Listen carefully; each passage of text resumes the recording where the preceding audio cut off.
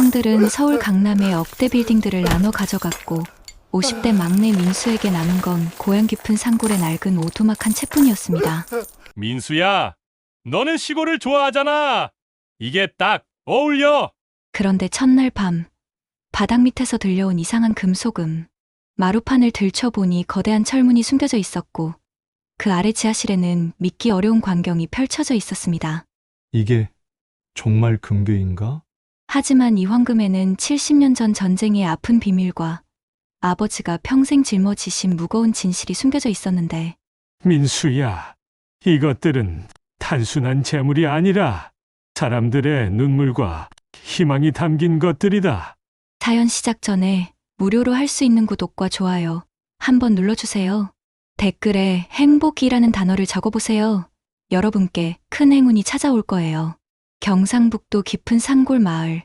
안개가 자욱한 새벽길을 따라 낡은 승합차 한 대가 구불구불한 산길을 올라가고 있었습니다. 차 안에서는 50대 중반의 남자 김민수가 창밖을 바라보며 깊은 한숨을 내쉬고 있었죠. 아버지 장례를 치른 지 사흘이 지났지만 아직도 그 무거운 기운이 가슴을 짓누르고 있었습니다. 민수는 평생을 도시에서 막노동과 경비일로 살아왔습니다. 손바닥엔 굳은 살이 박여 있고 얼굴엔 세월의 주름이 깊게 패여 있었죠. 그런 민수에게 고향은 그저 명절 때나 찾는 곳이었는데 이제는 영영 돌아와야 할 곳이 되어버렸습니다. 어제 있었던 재산 분배 자리가 떠올랐습니다. 큰형과 둘째 형은 서울 강남에 있는 대기업 빌딩과 번화가 상가 건물들을 나눠 가져갔죠. 그들의 얼굴에는 만족스러운 미소가 번져 있었습니다. 민수야, 너는 시골을 좋아하잖아. 고향 집이 딱 어울려. 큰형이 말했을 때의 그 표정을 민수는 잊을 수가 없었습니다. 마치 귀찮은 짐을 떠넘기는 듯한 시선이었죠. 형님들이 빌딩 같은 큰 재산을 가져가시는 게 맞습니다. 저는 아버지가 지으신 그 집이면 충분해요. 민수는 그때 이렇게 대답했지만 속마음은 복잡했습니다. 서운함과 체념이 뒤섞인 감정이 가슴 한구석을 차지하고 있었죠. 승합차가 마을 어귀에 도착했습니다. 운전기사가 여기서 내리시면 됩니다라고 말하자 민수는 낡은 가방 하나를 들고 차에서 내렸습니다. 차가 멀어져가는 소리가 산속으로 사라지자 사방이 고요해졌죠. 새소리와 바람소리만이 민수를 맞아주었습니다. 오두막으로 가는 길은 예전보다 더 험해졌습니다. 잡초가 무릎까지 올라와 있었고 돌멩이들이 여기저기 굴러다니고 있었죠. 30분쯤 걸어 올라가니 아버지가 젊은 시절 직접 지었다는 그 오두막이 나타났습니다. 집은 생각보다 단단해 보였습니다. 나무 기둥들이 세월에 검게 변했지만 여전히 든든했고 지붕도 비교적 잘 유지되어 있었죠. 민수는 문고리를 돌렸습니다. 오래된 나무 냄새가 코끝을 자극했고 동시에 어린 시절의 기억들이 물밀듯 밀려왔습니다. 아버지, 민수는 혼잣말처럼 중얼거렸습니다. 거실 한가운데 놓인 낡은 나무 탁자, 벽에 걸린 색바랜 가족 사진. 모든 것이 그대로였죠. 하지만 뭔가 허전했습니다. 아버지가 계시던 그 따뜻한 기운이 사라진 것일까요? 민수는 짐을 정리하며 집 안을 둘러봤습니다. 부엌, 안방, 작은 창고까지 모든 곳이 정갈하게 정리되어 있었죠. 아버지가 돌아가시기 전까지 얼마나 꼼꼼히 관리하셨는지 알 수 있었습니다. 저녁이 되자 민수는 마을 아래로 내려가 간단한 생필품을 샀습니다. 가게 아주머니는 민수를 알아보고는 아이고, 민수 아들 맞지? 아버님이 얼마나 자랑스러워 하셨는데 하며 안타까워했죠. 첫날 밤, 민수는 아버지가 쓰시던 안방에서 잠을 청했습니다. 하지만 잠이 오지 않았죠. 도시의 소음에 익숙해진 귀에는 산골의 정적이 오히려 더 크게 들렸습니다. 바람이 나뭇가지를 흔드는 소리, 멀리서 들려오는 부엉이 울음소리. 모든 것이 낯설었습니다. 그때였습니다. 바닥 밑에서 쿵 하는 묵직한 소리가 들렸죠. 민수는 잠시 귀를 기울였습니다. 혹시 쥐나 다른 동물이 들어온 건 아닐까 생각했는데 그 소리는 금속성이었습니다. 마치 무거운 철문이 바닥에 떨어지는 듯한 소리였죠. 민수는 조심스럽게 일어나 손전등을 켰습니다. 소리가 난 쪽으로 가까이 가니 마루판 한쪽이 다른 곳보다 약간 높게 떠 있는 것을 발견했습니다. 평생 이 집에서 자랐지만 전혀 몰랐던 사실이었죠. 이상하다. 왜 여기만 이렇게 되어 있지? 민수는 무릎을 꿇고 그 부분을 자세히 살펴봤습니다. 손으로 눌러보니 다른 마루판과는 달리 살짝 움직였죠. 마치 뚜껑처럼 열리게 만들어진 것 같았습니다. 손전등 불빛을 비춰보니 마루판 틈 사이로 희미하게 뭔가 보였습니다. 금속의 차가운 반짝임이었죠. 민수의 심장이 빨라지기 시작했습니다. 도대체 아버지가 바닥 밑에 무엇을 숨겨놓으신 걸까요? 민수는 아버지가 생전에 했던 말이 떠올랐습니다. 민수야, 집 밑은 절대 열어보지 마라. 그때는 단순히 지하실이 위험해서 하신 말씀인 줄 알았는데 지금 생각해보니 전혀 다른 의미였을 수도 있겠다는 생각이 들었습니다. 하지만 호기심은 점점 커져만 갔습니다. 아버지가 그토록 숨기려 했던 것이 무엇일까요? 민수는 마루판을 조심스럽게 들어올려 봤습니다. 생각보다 쉽게 들려올랐죠. 그리고 그 밑에는 어둠 속에서 두꺼운 철문이 드러났습니다. 다음 날 아침, 민수는 어젯밤의 일이 꿈이었나 싶어 다시 그 자리로 가봤습니다. 하지만 마루판은 여전히 다른 곳과 달랐죠. 햇살이 창문으로 들어와 그 부분을 비추니 더욱 명확해졌습니다. 분명히 뭔가 숨겨져 있었습니다. 민수는 부엌에서 식칼을 가져와 조심스럽게 마루판 틈에 끼워 넣었습니다. 생각보다 쉽게 들려올랐죠. 마치 처음부터 열리도록 설계된 것처럼 말입니다. 마루판을 완전히 드러내자 어둠 속에서 두꺼운 철문이 드러났습니다. 이게 뭐지? 민수는 숨을 죽이며 손전등을 비췄습니다. 철문은 세월의 녹이 슬었지만 여전히 견고해 보였어요. 그리고 그 중앙에는 커다란 자물쇠가 달려 있었습니다. 열쇠 구멍도 특이했죠. 일반적인 자물쇠와는 다른 모양이었습니다. 민수는 아버지의 유품들을 뒤져봤습니다. 서랍 안, 옷장 구석, 심지어 베개 밑까지 샅샅이 찾아봤지만 그 자물쇠에 맞는 열쇠는 없었어요. 대신 아버지의 낡은 일기장을 발견했습니다. 일기장을 펼쳐보니 아버지의 단정한 글씨로 이런 내용이 적혀 있었습니다. 민수가 서울에서 편지를 보냈다. 직장에서 힘들다고 하니 마음이 아프다. 하지만 그 아이는 모르는 게 나을 것 같다. 집 밑의 일은 절대 알려서는 안 된다. 민수의 손이 떨렸습니다. 아버지가 생전에 했던 말이 떠올랐어요. 민수야, 집 밑은 절대 열어보지 마라. 약속해다오. 그때는 그냥 지하실이 낡아서 위험하다는 뜻으로 생각했는데 지금 보니 전혀 다른 의미였던 것 같았습니다. 하지만 호기심은 점점 커져갔습니다. 아버지가 그토록 숨기려 했던 것이 무엇일까요? 민수는 마을로 내려가 철물점을 찾았습니다. 주인 아저씨는 민수를 반갑게 맞아주었죠. 아이고, 민수야. 아버님 돌아가신 후 처음 보네. 그런데 뭐가 필요해? 자물쇠를 좀 열어야 하는데요. 절단기 같은 거 빌릴 수 있을까요? 그럼 안 되지 뭘. 가져다 줄게. 그런데 뭘 자르려고? 민수는 잠시 망설였습니다. 진실을 말해야 할까요? 하지만 뭔지도 모르는 상황에서 괜히 소문을 낼 필요는 없었어요. 집에 오래된 창고 자물쇠가 있는데 열쇠를 잃어버려서요. 철물점 아저씨는 흔쾌히 절단기를 내주었습니다. 민수는 무거운 절단기를 끌고 집으로 돌아왔죠. 오르막길이라 숨이 차올랐지만 빨리 그 철문의 정체를 알고 싶은 마음이 더 컸습니다. 집에 도착해서 민수는 절단기를 켰습니다. 지지직 하는 소리와 함께 불꽃이 튀었어요. 자물쇠는 생각보다 단단했지만 결국 떨그덕 소리를 내며 떨어졌습니다. 철문을 열자 차가운 공기가 올라왔습니다. 그리고 아래로 이어지는 좁은 계단이 보였어요. 나무로 만든 계단이었는데 아버지가 직접 만드신 것 같았습니다. 계단 양옆에는 시멘트 벽이 있었고 전기선도 따로 설치되어 있었죠. 민수는 조심스럽게 계단을 내려갔습니다. 한 계단 한 계단 내려갈 때마다 심장이 더 빨리 뛰었어요. 도대체 아래에 무엇이 있기에 아버지가 이렇게까지 숨기셨을까요? 계단 끝에 다다르자 작은 지하 공간이 나타났습니다. 천장이 낮아서 민수도 허리를 약간 굽혀야 했어요. 하지만 그보다 더 놀라운 것은 정면 벽에 설치된 거대한 금속 금고였습니다. 이게 대체 뭐야? 민수는 입을 다물 수 없었습니다. 금고는 높이가 거의 천장까지 닿을 정도로 컸어요. 앞면에는 복잡한 다이얼이 달려 있었고 두꺼운 손잡이가 달려 있었습니다. 은행에서나 볼 법한 크기였죠. 금고 주변을 살펴보니 먼지가 두껍게 쌓여 있었습니다. 하지만 금고 자체는 관리가 잘 되어 있었어요.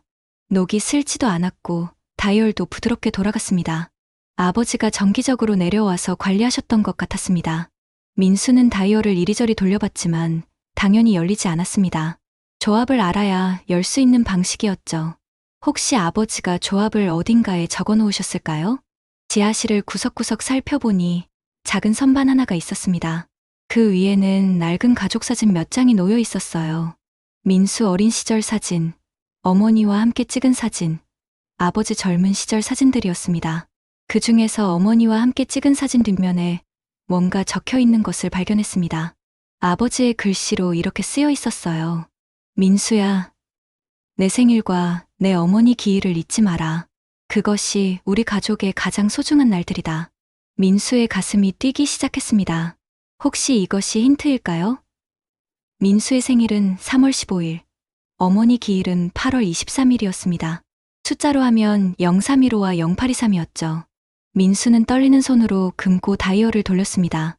먼저 0을 맞추고 그 다음 3일 5점, 그리고 다시 0823점 마지막 숫자를 맞추고 손잡이를 돌렸습니다. 철컥, 금고 문이 열리는 소리가 지하실에 울려 퍼졌습니다. 민수는 숨을 멈추고 금고 문을 천천히 열었어요. 그 순간 예상치 못한 광경이 그의 눈앞에 펼쳐졌습니다. 황금빛이 번쩍였습니다. 금고 안에는 크고 작은 금괴들이 층층이 쌓여 있었어요. 마치 금고 전체가 황금으로 가득 찬 보물창고 같았죠. 민수는 그 자리에 얼어붙었습니다. 이게 정말 금괴인가? 민수는 떨리는 목소리로 혼잣말했습니다. 손을 뻗어 하나를 집어들어 봤어요. 묵직한 무게감이 손목까지 전해졌습니다. 표면은 부드럽고 차가웠지만 특별한 광택을 내고 있었죠. 의심할 여지 없는 진짜 금이었습니다. 민수는 금고 안을 더 자세히 살펴봤습니다. 금괴들은 크기가 제각각이었어요. 어떤 것은 손바닥만 했고 어떤 것은 벽돌만큼 컸습니다. 그런데 더 신기한 것은 금괴 표면에 새겨진 각인들이었어요. 어떤 것에는 태극 문양이 새겨져 있었고 어떤 것에는 일본어로 보이는 글자들이 새겨져 있었습니다. 민수는 하나씩 꺼내보며 개수를 세어봤습니다. 크고 작은 것을 합쳐서 총 30여 개 정도 되었어요. 무게로 따지면 상당한 양이었죠. 평생 이런 것을 본 적이 없던 민수는 여전히 믿기 어려웠습니다. 금괴 사이사이에는 오래된 나무 상자들도 놓여 있었습니다. 민수는 그 중 하나를 조심스럽게 꺼내봤어요. 상자는 생각보다 가벼웠지만 뭔가 들어있는 소리가 났습니다. 뚜껑을 열어보니 낡은 문서들과 사진들이 들어있었죠. 사진들을 하나씩 꺼내보니 젊은 시절의 아버지가 보였습니다. 군복을 입고 다른 사람들과 함께 찍은 사진도 있었고 어떤 큰 건물 앞에서 찍은 사진도 있었어요. 그런데 그 건물들은 민수가 본 적 없는 곳들이었습니다. 문서들은 대부분 한자로 쓰여 있어서 민수가 읽기 어려웠습니다. 하지만 중간중간 한글로 쓰인 부분들이 있었어요. 보관, 위탁, 반환 같은 단어들이 눈에 띄었습니다. 그리고 날짜도 있었는데 1950년대부터 1960년대까지의 것들이었죠. 민수는 다른 상자도 열어봤습니다. 두 번째 상자에는 더 많은 문서들이 들어있었어요. 그 중에서 한글로 쓰린 편지 한 통을 발견했습니다. 아버지의 글씨였죠. 나의 아들 민수에게. 이 편지를 읽고 있다면 나는 이미 이 세상 사람이 아닐 것이다. 이 금고 안의 것들에 대해 설명할 시간이 왔다. 하지만 미안하다. 너에게는 너무 무거운 짐이 될지도 모른다. 민수는 편지를 읽으며 가슴이 두근거렸습니다. 아버지가 직접 쓰신 설명이 있다니요. 편지는 계속 이어졌습니다. 이 금괴들은 훔친 것이 아니다. 전쟁이 끝나고 난 후 피난을 가던 사람들이 맡겨둔 것들이다. 언젠가 다시 찾으러 올 것이라고 했지만 지금까지 아무도 오지 않았다. 나는 그들을 기다리며 평생을 이것들을 지켜왔다. 민수의 눈에 눈물이 맺혔습니다. 아버지가 이런 무거운 짐을 혼자 지고 사셨다는 사실이 마음 아팠어요. 편지는 더 있었습니다. 하지만 이제 나도 늙었고 언제 죽을지 모른다. 너희 형들은 이것들의 존재를 모른다. 알려주지도 않을 것이다. 오직 너만이 이 비밀을 알게 될 것이다. 왜냐하면 너는 나와 가장 닮았기 때문이다. 민수는 아버지의 말씀을 이해할 수 있었습니다. 형들은 어렸을 때부터 욕심이 많았어요. 무엇이든 더 많이 가지려고 했고 남과 비교하며 살았습니다. 하지만 민수는 달랐죠. 욕심보다는 만족을 아는 성격이었습니다. 금고 맨 아래쪽에는 더 큰 상자가 하나 더 있었습니다. 민수는 그것도 꺼내봤어요. 이 상자는 다른 것들보다 훨씬 무거웠습니다. 뚜껑을 열어보니 더 많은 문서들과 함께 오래된 신문 스크랩들이 들어있었어요. 신문 기사들을 살펴보니 한국전쟁 시기의 것들이었습니다. 피난민 재산보관소 운영, 전쟁 고아 구호 활동, 민간인 재산보호 같은 제목들이 보였어요. 그 중에서 아버지의 이름이 언급된 기사도 있었습니다. 김종은 씨는 전쟁 중에도 피난민들의 재산을 안전하게 보관하여 많은 사람들의 감사를 받고 있다라는 내용이었죠. 민수는 이제야 아버지가 어떤 분이었는지 알 것 같았습니다. 하지만 동시에 궁금증도 생겼어요. 그럼 이 금괴들의 원래 주인들은 어떻게 된 걸까요? 정말로 아무도 찾으러 오지 않았을까요? 아니면 다른 이유가 있는 걸까요? 민수는 금괴들을 더 자세히 살펴봤습니다. 일부에는 이름이 새겨져 있었어요. 박영수, 김순희, 이철호 같은 한국 이름들이었습니다. 이것들은 분명히 개인 소유였던 것들이었어요. 또 다른 상자를 열어보니 더 많은 개인 물품들이 들어있었습니다. 낡은 시계, 금반지, 목걸이들, 모두 누군가에게는 소중했을 물건들이었죠. 민수는 이것들을 보며 가슴이 먹먹해졌습니다. 편지를 다시 읽어보니 마지막 부분에 이런 내용이 있었어요. 민수야, 이제 선택은 너의 몫이다. 이것들을 계속 지킬 것인지 아니면 다른 방법을 찾을 것인지. 하지만 한 가지만은 기억해라. 이것들은 단순한 재물이 아니라 사람들의 눈물과 희망이 담긴 것들이다. 민수는 편지를 가슴에 품고 한참을 생각했습니다. 갑자기 엄청난 재산의 주인이 되었지만 동시에 무거운 책임감도 느껴졌어요. 이 사실을 형들에게 알려야 할까요? 아니면 아버지의 유언대로 혼자 간직해야 할까요? 그때 갑자기 위층에서 소리가 들렸습니다. 문이 열리는 소리였어요. 민수는 깜짝 놀라 금고를 재빨리 닫고 위로 올라갔습니다. 마루판도 서둘러 덮었죠. 거실로 나가보니 큰형이 서 있었습니다. 평소와 다른 표정이었어요. 뭔가 급한 일이 있는 듯했습니다. 민수야, 갑자기 미안해.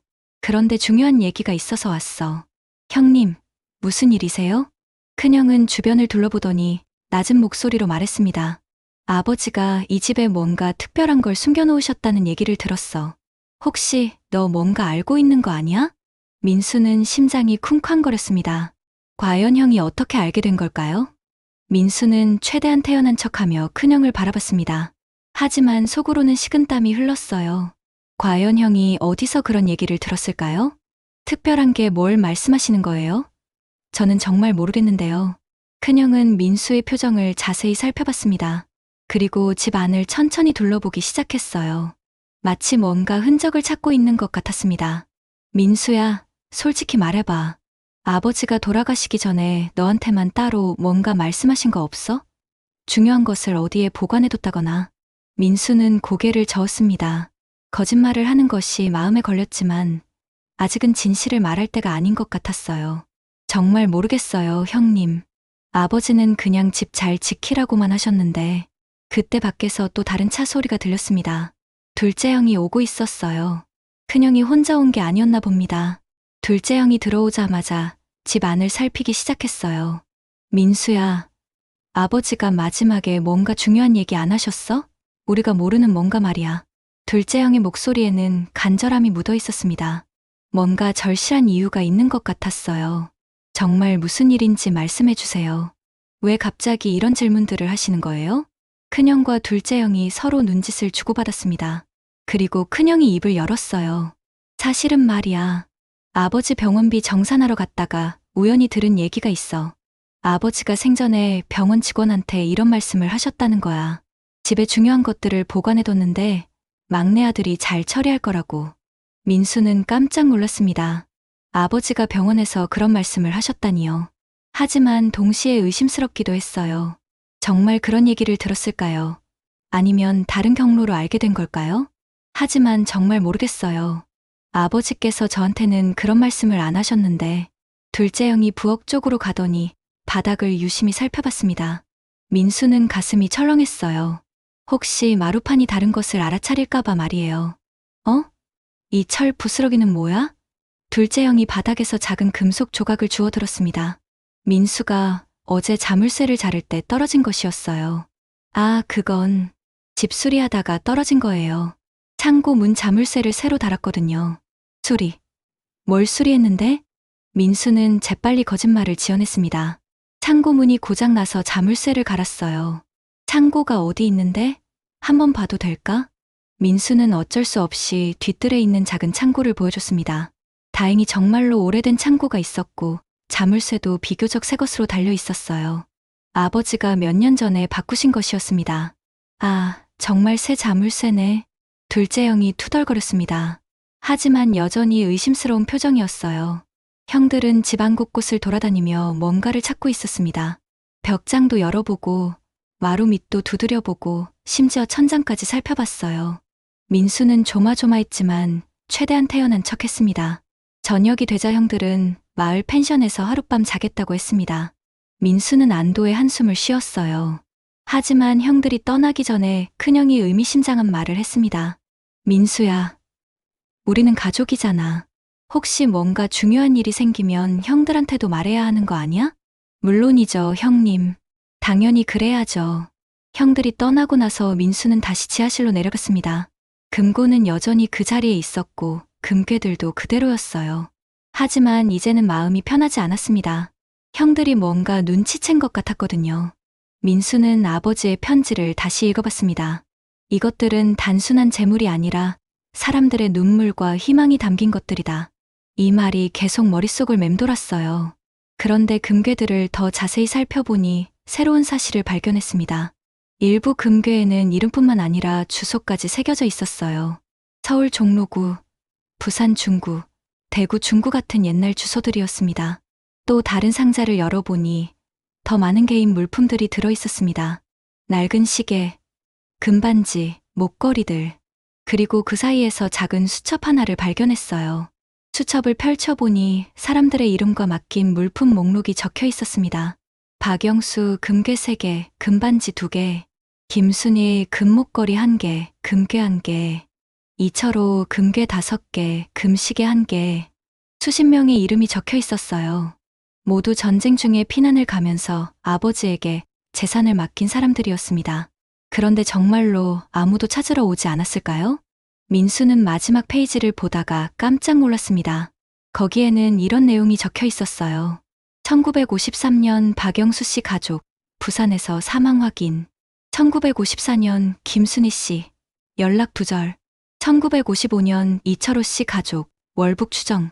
대부분의 사람들이 전쟁 중에 돌아가시거나 행방불명이 되었다는 기록이었습니다. 아버지가 평생 기다리셨지만 정말로 아무도 올 수 없었던 것이었어요. 민수는 가슴이 뭉클해졌습니다.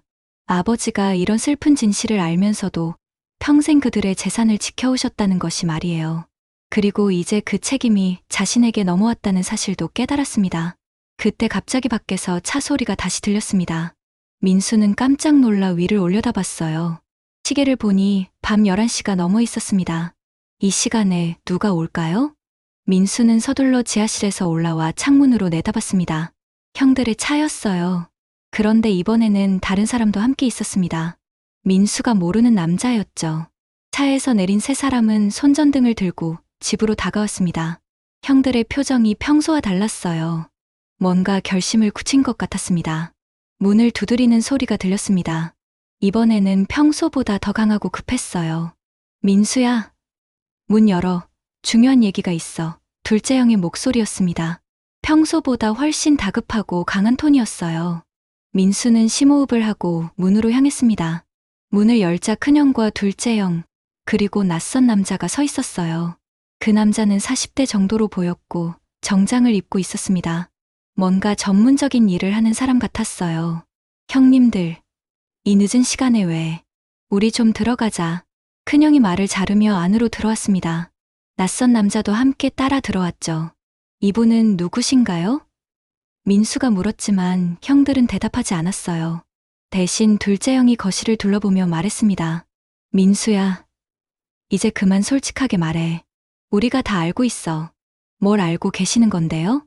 낯선 남자가 가방에서 뭔가를 꺼냈습니다. 작은 금속 탐지기였어요. 그는 말없이 탐지기를 켜고 거실 바닥을 훑기 시작했습니다. 이분은 보물 탐지 전문가야. 큰형이 설명했습니다. 지하에 금속류가 묻혀 있는지 확인해 주시는 분이지. 민수는 다리에 힘이 빠지는 것을 느꼈습니다. 형들이 이미 모든 것을 계획하고 온 것이었어요. 탐지기는 거실 중앙에서 삐삐 소리를 내기 시작했습니다. 여기입니다. 전문가가 마루판을 가리키며 말했어요. 지하에 상당한 양의 금속이 있네요. 민수는 더 이상 숨길 수 없다는 것을 깨달았습니다. 하지만 마지막까지 버텨보려고 했어요. 그게 뭐든 저는 모르겠어요. 아버지께서 뭘 묻어두셨는지. 그만해. 둘째 형이 소리를 질렀습니다. 우리가 바보인 줄 알아? 아버지가 병원에서 간병인한테 말씀하신 거 다 들었어. 집 지하에 중요한 것들이 있다고. 간병인이요? 아버지가 돌아가시기 일주일 전에 하신 말씀이야. 민수가 그걸 잘 처리할 거라고 하시더라는 거야. 민수는 이제야 형들이 어떻게 알게 된 건지 이해했습니다. 아버지가 마지막에 실수로 말씀하신 것이었어요. 전문가가 마루판을 들어올렸습니다. 철문이 드러나자 형들의 눈이 번쩍였어요. 역시 여기에 있었구나. 큰형이 중얼거렸습니다. 이미 자물쇠가 잘려있네요. 전문가가 말했어요. 최근에 열어본 것 같습니다. 민수는 관념했습니다. 더 이상 숨길 수 없었어요. 알겠어요. 아래 내려가 보세요. 네 사람은 좁은 계단을 내려갔습니다. 지하실에 도착하자 거대한 금고가 모습을 드러냈어요. 형들은 입을 다물지 못했습니다. 이게 뭐야? 둘째 형이 떨리는 목소리로 말했어요. 아버지께서 남겨주신 거예요. 민수가 대답했습니다. 열어봐. 큰형이 명령했어요. 민수는 어쩔 수 없이 금고를 열었습니다. 황금빛이 번쩍이자 형들은 완전히 넋을 잃었어요. 이게 다 금괴야? 둘째 형이 하나를 집어들며 물었습니다. 전문가가 확대경으로 금괴를 살펴봤어요. 순금이 맞습니다. 상당한 가치가 있겠네요. 형들은 서로 눈빛을 주고받았습니다. 그리고 금고 안의 금괴들을 하나씩 꺼내기 시작했어요. 잠깐요. 민수가 말렸습니다. 이건 함부로 가져가면 안 되는 거예요. 왜? 우리 아버지가 남긴 거잖아. 큰형이 반박했어요. 민수는 아버지의 편지를 꺼내서 보여줬습니다. 이걸 읽어보세요. 형들은 편지를 읽더니 코웃음을 쳤어요. 뭐 이런 소설 같은 얘기가 다 있어? 둘째 형이 비웃었습니다. 전쟁 때 맡겨둔 거라고? 그럼 이미 우리 거지 뭐야. 그게 아니에요. 이건 다른 사람들 것이라고요. 다른 사람들은 이미 다 죽었다며? 그럼 상속자가 누구겠어? 우리잖아. 민수는 답답했습니다. 형들이 아버지의 뜻을 전혀 이해하려 하지 않았어요. 아버지가 평생 이걸 지켜오신 이유가 있어요. 함부로 가져가면 안 됩니다. 그래? 그럼 너 혼자 독차지하려고? 둘째 형이 화를 냈어요. 설마 우리 몰래 이미 일부 팔아먹은 거 아니야? 그런 게 아니에요. 그때 큰형이 금고 안에서 상자들을 발견했습니다. 이것들도 다 귀중품이네. 형들은 금괴와 상자들을 가방에 담기 시작했어요. 민수가 말려도 소용없었습니다. 형님들, 제발 그러지 마세요. 이건 정말 다른 사람들 거예요. 닥쳐. 둘째 형이 민수를 밀쳤습니다. 내가 무슨 권리로 우리를 막아? 민수와 둘째 형 사이에 몸싸움이 벌어졌습니다. 좁은 지하실에서 서로 밀고 당기다가 금괴 몇 개가 바닥에 떨어져 쨍그랑 소리를 냈어요. 그만해. 큰형이 소리쳤습니다. 이렇게 싸우면 뭐해. 몸싸움 중에 민수가 큰형을 밀쳤고 큰형이 금고에 부딪히면서 뒤편에 숨겨져 있던 봉투 하나가 떨어졌습니다. 이게 뭐야? 전문가가 봉투를 주워들었어요. 봉투 안에는 오래된 신문 기사와 또 다른 편지가 들어 있었습니다. 신문 기사에는 한국전쟁 이후 군 보급품 도난 사건 미해결이라는 제목이 적혀 있었어요. 큰형이 편지를 읽어봤습니다. 그리고 표정이 굳어졌어요. 뭐라고 써 있어? 둘째 형이 물었습니다. 이 금괴는 내 할아버지가 전쟁 때 목숨 걸고 지켜낸 민간인 재산이다. 훔친 것이 아니라 맡겨진 것이지만 주인은 돌아오지 않았다. 내가 죽으면 민수, 내가 이걸 바르게 써라. 형들은 잠시 말이 없었습니다. 하지만 금괴를 보는 욕심은 사라지지 않았어요.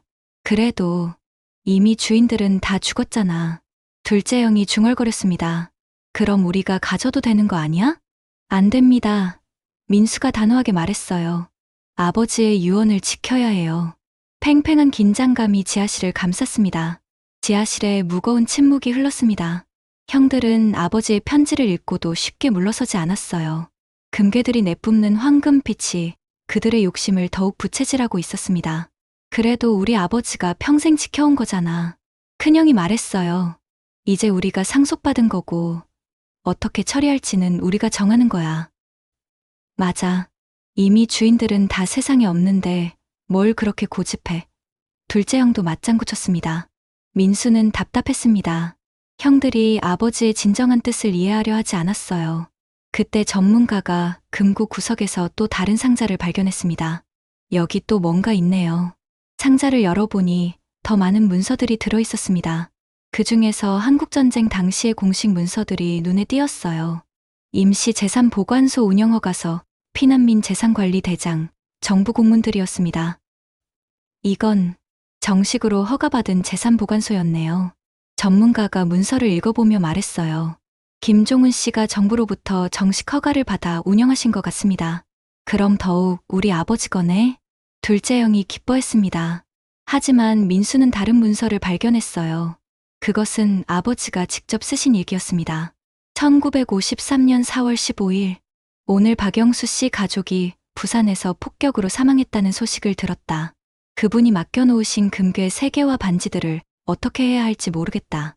가족도 모두 돌아가셨다니. 1954년 7월 3일, 김순희 씨를 찾아 서울까지 갔다 왔다.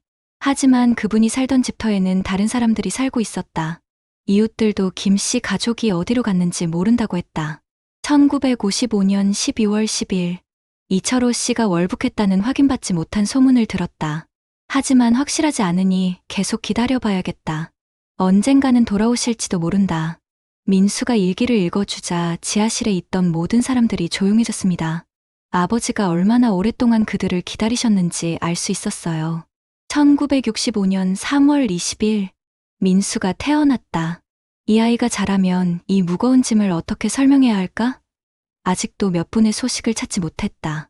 아마 영영 못 찾을지도 모른다. 1980년 8월 23일, 아내가 세상을 떠났다. 임종 때 나에게 말했다. 당신이 하는 일이 옳다고, 끝까지 지켜달라고. 나는 약속했다. 형들도 점차 표정이 무거워졌습니다.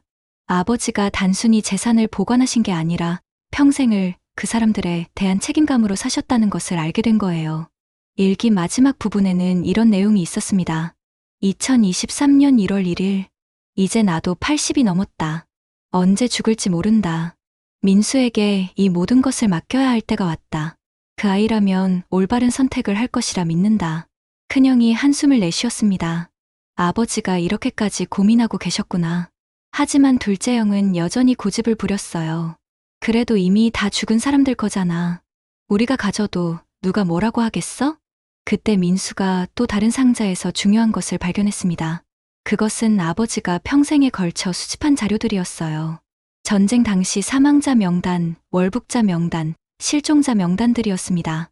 하지만 그 중에서 몇 명은 생존해 있을 가능성이 있다는 기록도 있었어요.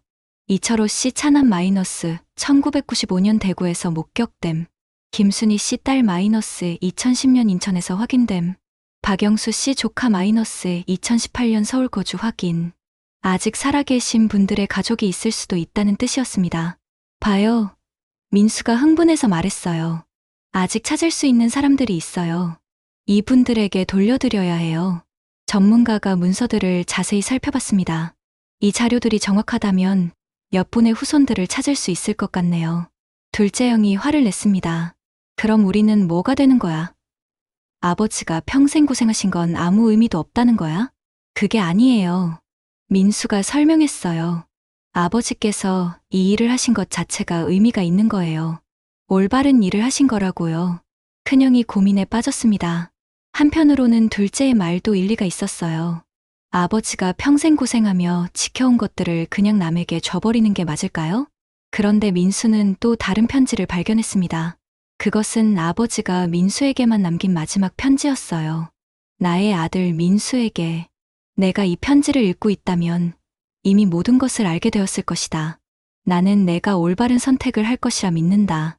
이 금괴들을 어떻게 처리할지는 전적으로 내 판단에 맡긴다. 하지만 한 가지만 기억해라. 진정한 부는 돈이 아니라 올바른 마음가짐에서 나온다는 것을. 만약 원래 주인들을 찾을 수 있다면 돌려주는 것이 맞다. 하지만 그럴 수 없다면 이것들이 세상에 도움이 되는 방향으로 사용해라. 내 형들도 이해할 것이다. 시간이 걸리더라도 말이다. 편지를 읽고 난 후 지하실에 다시 침묵이 흘렀습니다. 이번에는 형들도 말이 없었어요. 민수는 결심을 굳혔습니다. 알겠어요. 일단 원래 주인들부터 찾아보겠어요. 그리고 찾을 수 없는 분들 것은 다른 방법을 생각해 보겠어요. 다른 방법이 뭔데? 큰형이 물었습니다. 민수는 잠시 생각하더니 대답했어요. 장학재단이나 자선단체에 기부하는 거예요. 아니면 우리 마을 발전을 위해 쓸 수도 있고요. 형들은 서로 눈빛을 주고받았습니다. 며칠이 흘렀습니다. 형들은 서울로 돌아갔지만 계속해서 민수에게 전화를 걸어왔어요.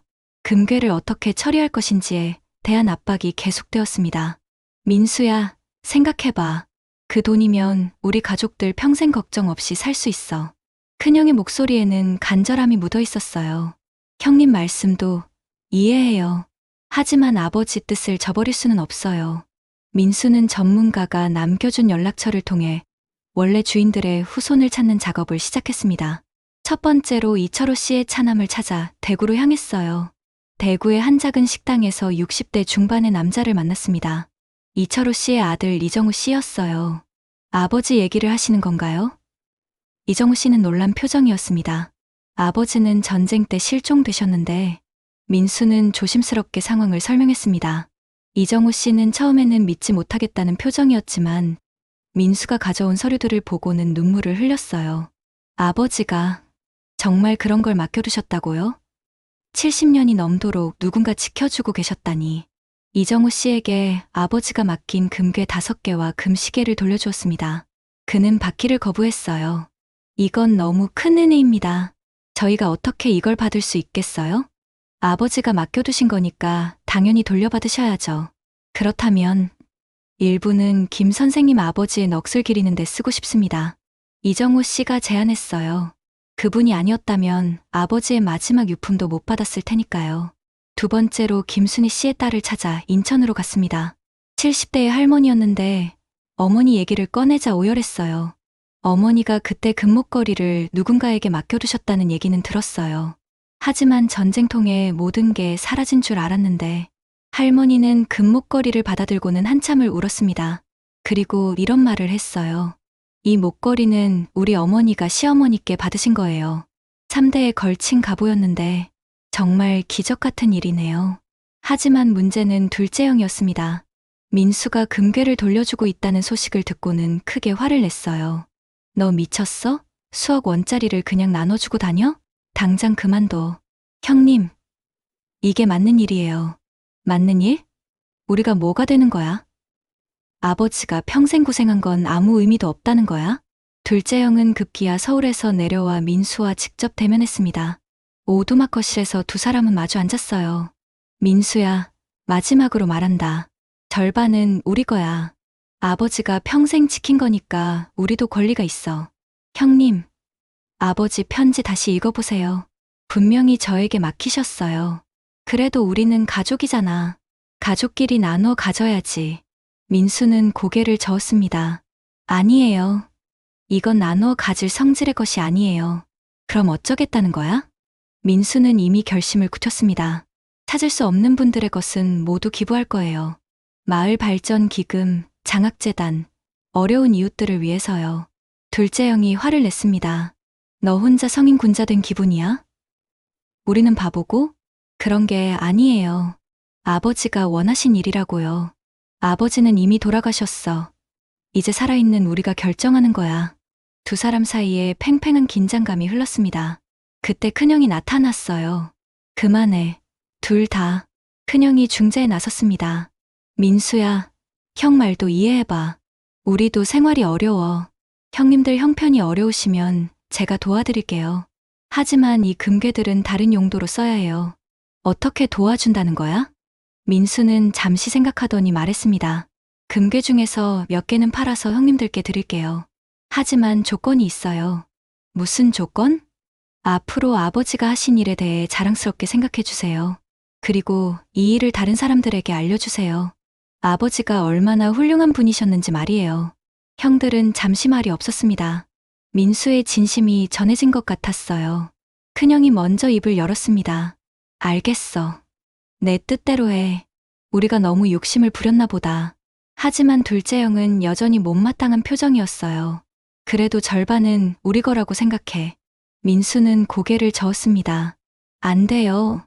만약 형님들이 계속 욕심을 부리신다면 경찰에 모든 걸 신고하겠어요. 뭐라고? 이 금괴들의 정확한 출처와 아버지가 하신 일, 그리고 지금 상황까지 모든 걸 말이에요. 그럼 정부에서 처리하겠죠. 둘째 형의 얼굴이 굳어졌습니다. 너 정말 그럴 거야? 네. 아버지의 뜻을 지키기 위해서라면 뭐든 하겠어요. 며칠 후 형들은 결국 물러났습니다. 민수의 확고한 의지를 꺾을 수 없었던 거예요. 하지만 완전히 포기한 것은 아니었습니다. 언젠가 기회가 되면 다시 시도해 볼 생각이었어요. 민수는 혼자 남아 아버지의 유언을 실천하기로 결심했습니다. 이제 진정한 선택의 시간이 다가왔어요. 6개월이 흘렀습니다. 민수는 약속한 대로 금괴의 원래 주인들을 찾아 돌려주는 일을 계속했어요. 모두 7가족의 후손들을 찾아냈고 그들에게 조상의 유품을 돌려줄 수 있었습니다. 마지막으로 찾은 것은 박영수 씨의 조카였습니다. 서울에서 작은 식당을 운영하고 있던 70대 할아버지였어요. 그분은 민수를 보자마자 무릎을 꿇으려 했습니다. 은인이세요. 정말 은인이에요. 삼촌이 그때 금괴를 누군가에게 맡겨뒀다는 얘기는 들었지만 70년이 지난 지금까지 지켜주실 줄이야. 할아버지는 받은 금괴로 손자의 대학 등록금을 해결할 수 있다며 눈물을 흘렸어요. 민수는 그 모습을 보며 아버지가 얼마나 옳은 일을 하셨는지 다시 한번 느꼈습니다. 이제 남은 것은 주인을 찾을 수 없는 금괴들이었습니다. 전체의 절반 정도 되는 양이었어요. 민수는 아버지의 유언대로 이것들을 사회에 환원하기로 결심했습니다. 첫 번째로 마을 발전 기금으로 금괴 5개를 기부했습니다. 마을회관에서 열린 기부식에는 마을 사람들이 모두 모였어요. 민수 씨가 이런 큰일을 해주시다니 마을 이장님이 감동했습니다. 이 돈으로 마을 진입로도 포장하고 노인정도 새로 지을 수 있겠어요. 마을 사람들은 민수를 영웅처럼 대했습니다. 하지만 민수는 겸손했어요. 제가 한 일이 아니에요. 모두 아버지께서 평생 지켜오신 것들이에요. 두 번째로는 지역 장학재단을 설립했습니다. 어려운 형편의 학생들이 공부할 수 있도록 돕는 재단이었어요. 금괴 10개의 가치로 만든 재단이었습니다. 재단 설립 기념식에는 예상치 못한 손님들이 나타났습니다. 민수가 금괴를 돌려준 가족들이었어요. 이정우 씨, 김순희 씨의 딸, 박영수 씨의 조카까지 모두 참석했습니다. 저희도 이 뜻깊은 일에 동참하고 싶습니다. 이정우 씨가 말했어요. 받은 금괴 중 일부를 재단에 기부하겠습니다. 다른 분들도 모두 같은 뜻이었습니다. 민수는 감동했어요. 선한 일은 이렇게 퍼져나가는 것이었습니다. 그런데 예상치 못한 일이 일어났습니다. 형들이 다시 나타난 것이었어요. 하지만 이번에는 달랐습니다. 민수야, 우리가 잘못 생각했어. 큰형이 말했습니다. 내가 하는 일을 보니까 아버지가 왜 너에게 맡기셨는지 알겠다. 둘째 형도 고개를 숙였어요. 미안해, 민수야. 형이 너무 욕심을 부렸나 보다. 민수는 놀랐습니다. 형들의 마음이 바뀐 것일까요? 사실 마을 사람들한테 얘기를 많이 들었어. 큰형이 설명했어요.